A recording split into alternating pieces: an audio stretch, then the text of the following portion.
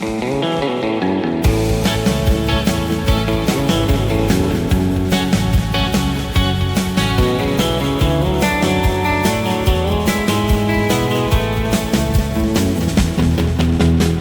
ុំនឹកភូមិខ្ញុំណាស់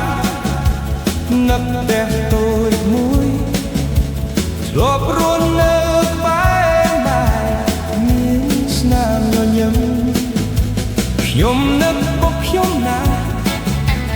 គាត់ធ្លាប់បីខ្ញុំ